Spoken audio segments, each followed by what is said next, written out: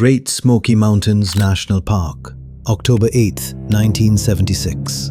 35 students. One marked trail. A clear October sky. By the time the group reached the trailhead, one of them was missing. No one heard a scream. No one saw her leave. No one could explain it. 50 years later, they still can't. Trenny Gibson was 16 years old, a student at Bearden High School in Knoxville, Tennessee. By all accounts, she was responsible, quiet, not the kind of person who took unnecessary risks. October 8th was a Friday. The school had organized a field trip to Great Smoky Mountains National Park, one of the most visited parks in the United States. Tens of millions of people had hiked its trails without incident. It was considered safe, familiar, a routine day trip. The group set out on the trail together. Teachers were present. The path was clearly marked. The sky was clear. Everything was normal. Then Trenny Gibson was gone. Not gradually, not slowly. She was part of the group, and then she wasn't. No one in her class heard a fall. No one heard her call out. No one saw her step off the trail. One moment she was there. The next, she wasn't.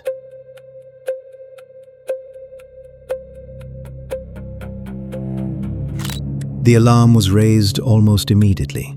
A search and rescue operation began within hours, and over the following days, it became one of the largest the Smoky Mountains had ever seen. Search teams combed the trail in both directions. Dogs were brought in.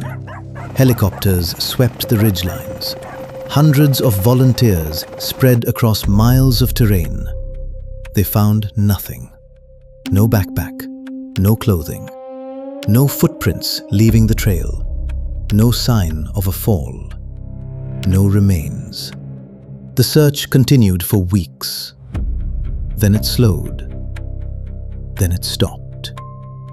The official ruling: Trenny had wandered off the trail, become lost, and died from exposure or a fall somewhere in the backcountry, in an area that search teams had simply not reached. Her family never accepted that explanation. And when you examine the evidence, it is easy to understand why. Here is what the official theory requires you to believe. It requires you to believe that a 16-year-old girl on a populated, marked trail, surrounded by 35 classmates and adult chaperones, drifted far enough from that group to die without a single person noticing her leave. It requires you to believe that, in a park with experienced search and rescue teams, trained dogs, and aerial support, her remains were never found. Not a fragment of clothing, not a shoe, nothing. Consider what that means. In virtually every wilderness death, whether from a fall, from exposure, from getting lost, searchers find something. A piece of fabric on a branch, a partial footprint, bones even years later after animals and weather have done their work. The wilderness always leaves a trace. Trenny Gibson left none. Search and rescue professionals who reviewed the case noted something else.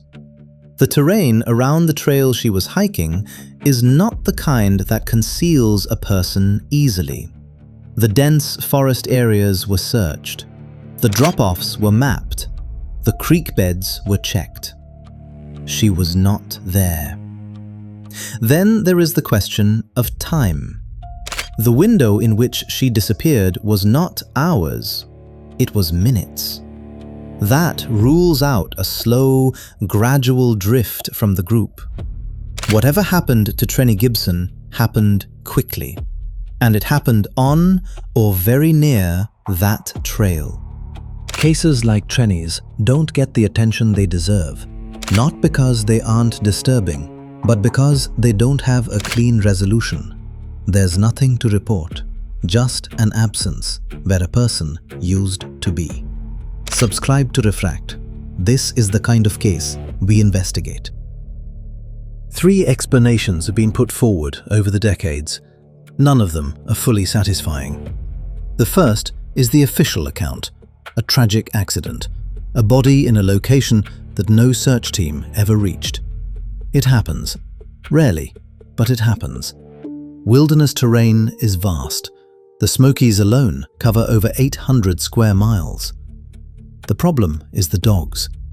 Trained search and rescue dogs follow scent trails. They found no trail leaving the path. In a natural accident scenario, that is extremely unusual. The second theory is foul play. The Great Smoky Mountains in 1976 were not without danger. The Appalachian Trail runs through this region, and transient individuals, some with violent histories, were documented in the area during this period. The speed of the disappearance, combined with the absence of any physical trace, is consistent with an abduction. Someone moving fast, someone who knew the terrain, someone who left no evidence behind. It was never pursued seriously as a line of investigation. The third explanation is harder to categorize. In 2011, a former law enforcement investigator named David Paulides published a book called Missing 411. It documented hundreds of disappearances from national parks across North America, cases that shared a disturbing set of characteristics. People are disappearing in good weather, on populated trails, sometimes in clear view of others. No remains, or remains found later in areas that search teams had already cleared. No explanation that accounts for all the facts. Trenny Gibson's case is in that documentation. Paulides does not offer a theory. He does not speculate. He simply collects the cases and asks why these disappearances share so many of the same features, and why they are so rarely explained. There is no answer. There is only the pattern. Trenny Gibson would be 66 years old today. Her case remains officially unsolved. No suspect has ever been named. No evidence has ever surfaced. The National Park Service has never revised its conclusion. Her family spent years pushing for answers, for a reclassification of the case, for a renewed investigation, for some acknowledgement that the official explanation was insufficient. What they received, largely, was silence. The Great Smoky Mountains National Park now receives over 12 million visitors per year. It is the most visited national park in the United States. Millions of people hike those trails every season. Families, school groups, children, with no knowledge that in October of 1976, a teenager disappeared from one of them and was never found. The trail she walked that day is still there, still marked, still popular. She just never came back from it. There is a specific kind of horror in a disappearance with no resolution. Nobody means no closure. No evidence means no answers. The case does not end. It simply stops. Trenny Gibson's family has lived inside that stop for nearly 50 years. Whatever happened on that trail in October of 1976, whether it was a tragic accident in terrain that still holds its secret, whether someone was responsible, or whether this case belongs to a pattern none of us fully understand, the facts remain unchanged. She was there, then she was not. And after one of the largest search operations in the park's history, the mountains gave nothing back. If you have information about Trenny Gibson's disappearance, the Knox County Sheriff's Office Cold Case Unit still maintains the file. This has been Refract.